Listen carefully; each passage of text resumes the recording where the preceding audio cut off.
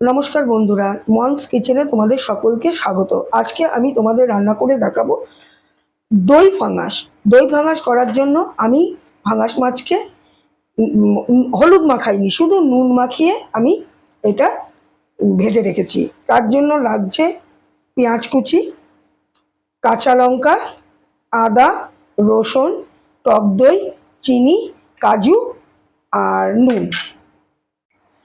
আমি রিফাইন তেল গরম করতে দিয়ে দিয়েছিলাম, 3 টেবিল চামচ রিফাইন তেল দিয়েছি। তেলটা গরম হয়ে গেছে, আমি এর মধ্যে 3টে এলাচ আর সামান্য এক টুকরো দারচিনি দিয়ে দিলাম। এটা থেকে যখন মিষ্টি একটা গন্ধ আসবে তখন আমি আদা রসুনের পেস্টটা দিয়ে দেবো।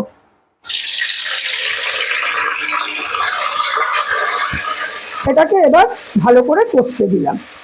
দেখো মশলা থেকে তেল পুরো ছেড়ে গেছে। এবার আমি দই আর কাজুর মিশ্রণটা দিয়ে দেবো।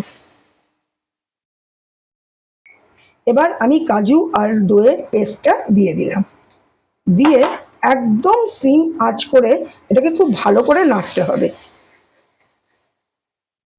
দেখো দই আর কাজুর পেস্টটা দিয়ে আমি ভালো করে কষিয়ে নিয়েছি, তেল ছেড়ে গেছে। এবার আমি এর মধ্যে কিছুটা জল দিয়ে দিলাম আর স্বাদ মতো নুন। টক দই দেওয়া আছে, নুনটা অবশ্যই তোমরা বুঝে দেবে। এবং যেহেতু অনেকটা টক দই ব্যবহার করা হয়েছে, এখানে আমি 2 চামচ চিনি দিলাম। এটা একটু মিষ্টি মিষ্টি হলে খেতে ভালো লাগে। দেখো হালকা করে ফুটে উঠেছে, এই অবস্থায় আমি এর মধ্যে মাছগুলো দিয়ে নেব। মাছগুলো দিয়ে আমি 5 মিনিট এটা ফুটিয়ে তারপরে সার্ভ করে তোমাদের দেখাচ্ছি। বন্ধুরা, আমার দই ফাঙ্গাস কমপ্লিট। দেখো দেখতে কত সুন্দর হয়েছে এবং খেতেও অসাধারণ। অবশ্যই রান্না করে একবার খেয়েও বাড়িতে, এবং কমেন্ট করে আমাকে জানিও কীরকম হয়েছে। আর যদি আমার রান্না ভালো লেগে থাকে তাহলে অবশ্যই লাইক করো, কমেন্ট করো এবং সাবস্ক্রাইব করতে ভুলো না।